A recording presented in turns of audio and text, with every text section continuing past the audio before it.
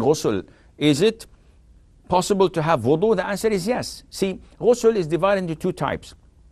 Ghusl according to the sunnah, where you wash your hand 3 times, you wash your private part, and then you wash your hand again, and then you perform wudu, normal wudu, with exception of washing your feet. And then you put through 3 scoops of water and thoroughly wash your hair until the water reaches its roots and your skull thoroughly. And then you wash the right side of your body, then the left side of your body, and then you wash your feet, and that is it.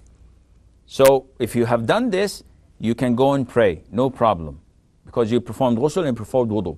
The other type of ghusl is you dip yourself in the ocean or in the sea, or just take a full shower and run your the water in your mouth, and then sniff the water up your nostrils, and then push it out, and by this you have performed ghusl.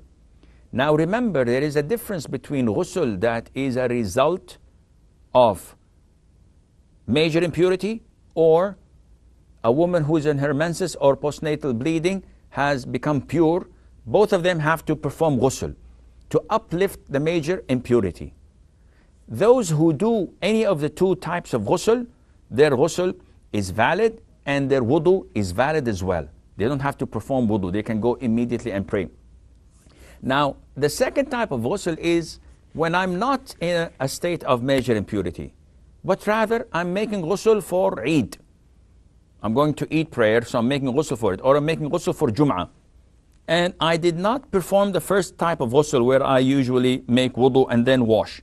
No, I just stood under the shower and took a shower and went out. This does not suffice for wudu, because it did not uplift a major impurity, which includes with it the minor impurity that is usually we do wudu for. Therefore, you have to perform a separate wudu. And I hope this clarifies the issue. Sarah